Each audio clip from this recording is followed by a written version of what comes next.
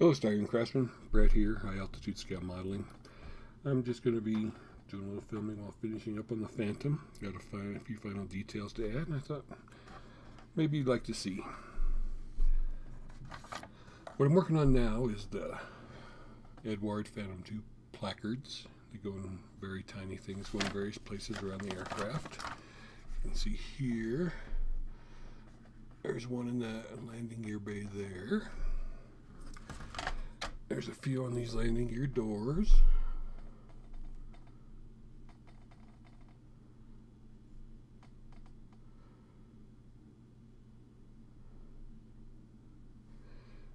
A couple on this one.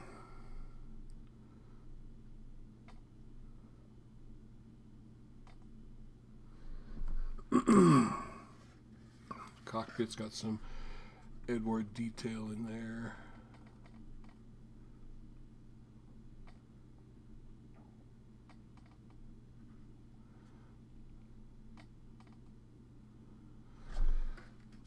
So what I'm going to be doing now is putting some of these tiny little placards on the landing gear struts.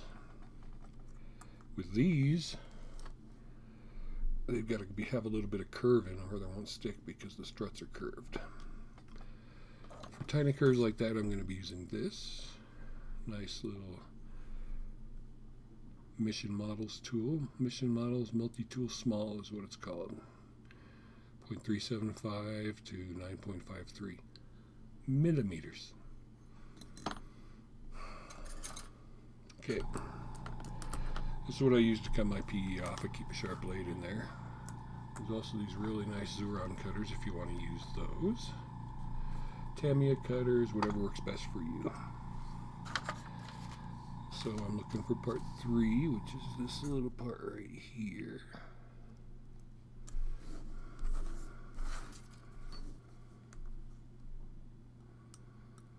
You want to cut as close to the part as you can without cutting the part. Keep it on this. Now this and this are from a company called Small Models. I think that's what it's called. I'll look it up and put it in the end, but you get this, which is clear, which is flat, which holds down the parts. Cutting edge, so you can cut along it and hold the part down. And you can see it won't fly away, and this is just a hard base that keeps the part from bending. For glue, I use 2 types.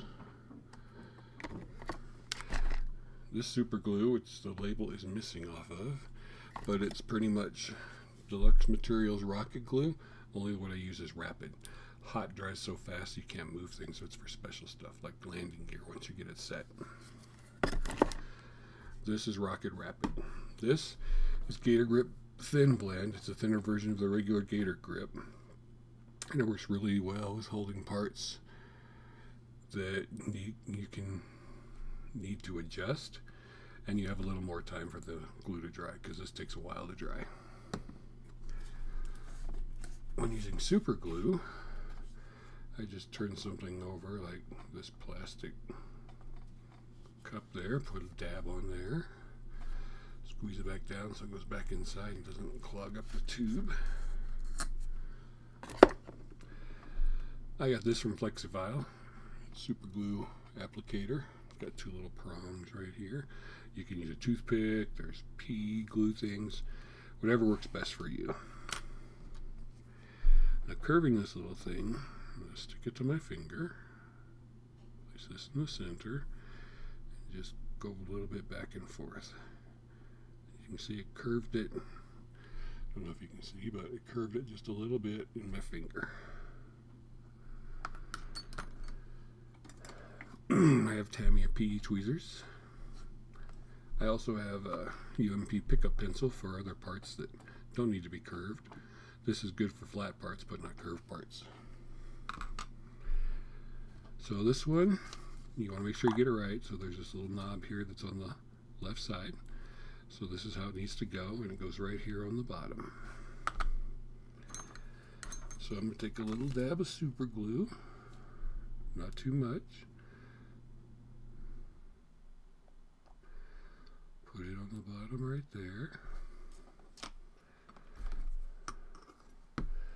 And I'm wearing an optivisor because I'm not as young as I used to be, and these things are really small.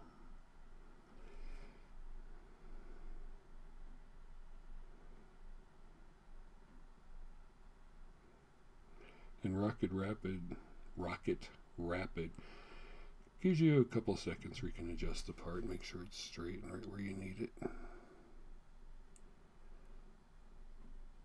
There. Got that little bit on there.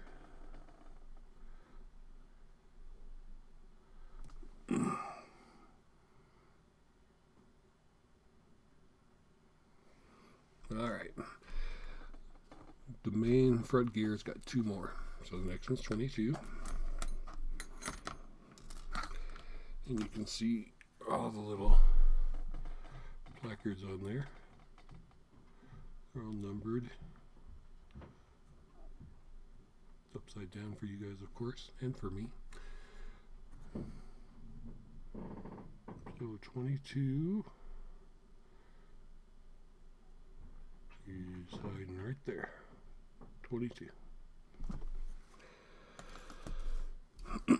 Excuse my breathing, I'm just coming off the man flu that I've had for a few weeks, just like apparently everybody else in the world has gotten.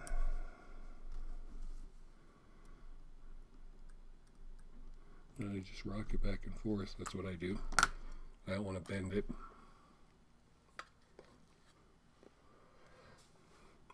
And again, this one will need to be bent. You see how it is? The indentation's on the bottom, so you want to get it, put it on your finger.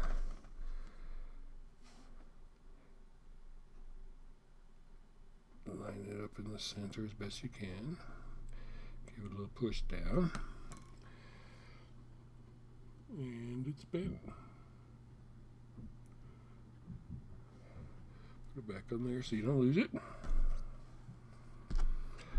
Apply. Oops. That wasn't very bright, was it? Pay attention to the tools you're using. Super glue applicator, PE roller. There is a difference. If you glue your PE part to your PE roller, that could be a huge pain in the butt. Alright, I want to get it facing the right way, which is that part down. Put it on there, just like that. And now you've got another one to center it to, so it's even easier. Center right there. There you go.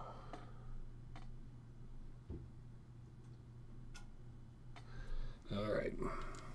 And one more little part, number 17. 17 is one of these red ones right here. These smaller red ones, this big red one's 18.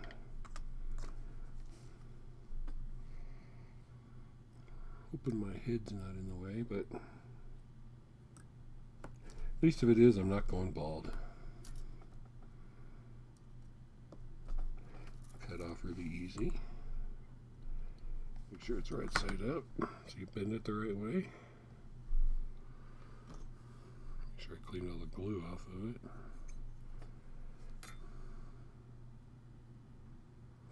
In the center, give it a little push. It moves. So got a little bend in there. Super glue. This one goes above this line right here.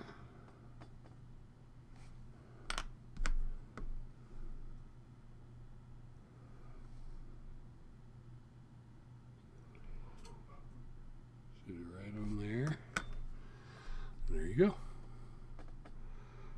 3 nice photo-etch placards for the front landing gear leg. Add a little detail. Will anyone notice? Or just me? Doesn't matter. I enjoyed doing it. Okay. There's one that goes on the back leg, which are these. And again, you want to hold them the right way. So that one will go like that. That one will go like that, because obviously they're opposite.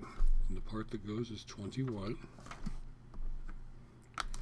21 is right here. I'm going to go ahead and cut 2 of them off since I need to. Eduard usually nice and gives you extras because sometimes they'll ping off and fly away. And if you work with photo-etch, you know exactly what I'm saying.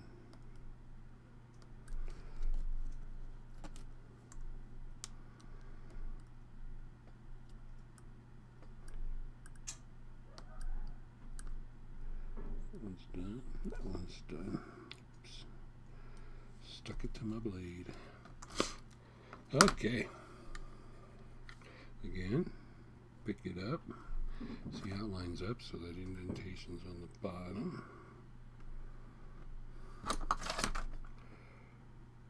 Right in the middle. Just needs a slight bend because that one's a little more curved.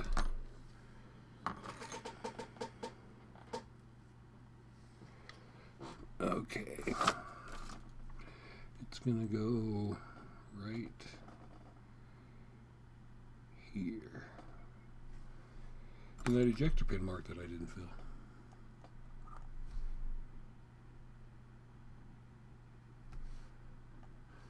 Now this Phantom was for Guy's Phantom build. I think I missed the end date on it, but I'm still going to finish it and post it.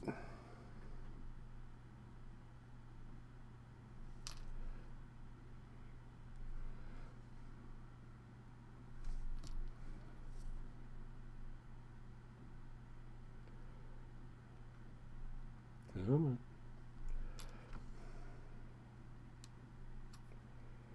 Sometimes if you get a little glue on the tip of your tweezers, you're not going to get cooperation from the part.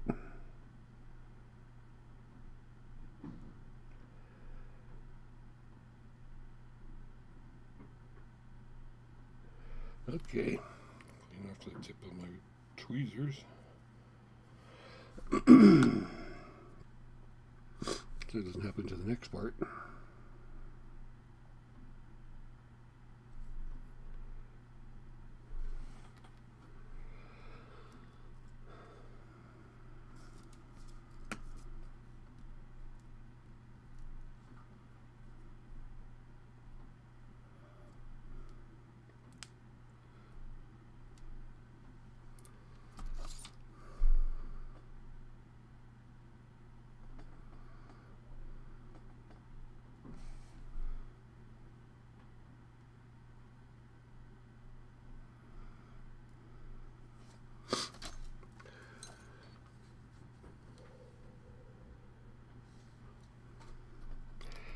A little dabble, do you?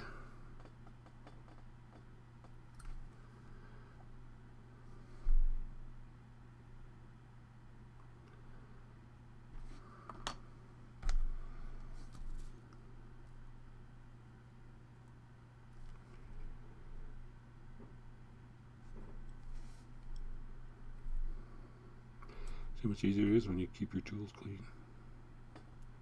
Went right where I needed it to go. Didn't stick to the tweezers.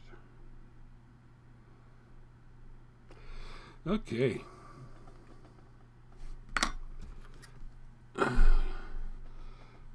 Two very nice placards on the gear. And of course it's not going to focus because it wants to line up to the grid below it.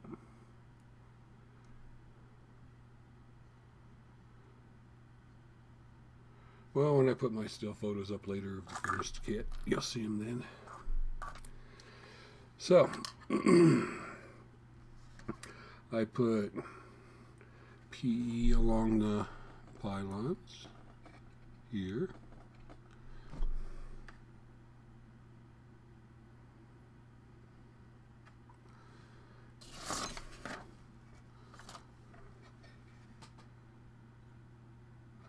And then there's some on the top of the pylons there. And then there's some more on that side. And there's some on the inside. Just some nice little detail to add. There's one inside the main land or the front landing gear bay, that red one. Just some nice little details to add to your kit when you feel like doing some photo etch. These are simple ones because they're just placards, so they're just pretty much flat. They're going to lay where you need them to lay. I got another one to put on this strut right here. I'm going to dig that part out, and I don't want to put you through that. But it's also going to need a little curve to it. There's some placards inside the cockpit, which I showed you on the control stick. I showed you the ones inside the bays and on the doors. So yeah, it's a simple little kit. It came with a big big Ed set, but you could buy it separately as well. This was for just basic F-4 Phantom. There's no model number, no A, B, C, E. I guess these go for every Phantom. This is for the Hasegawa kit, which is also the Revell kit.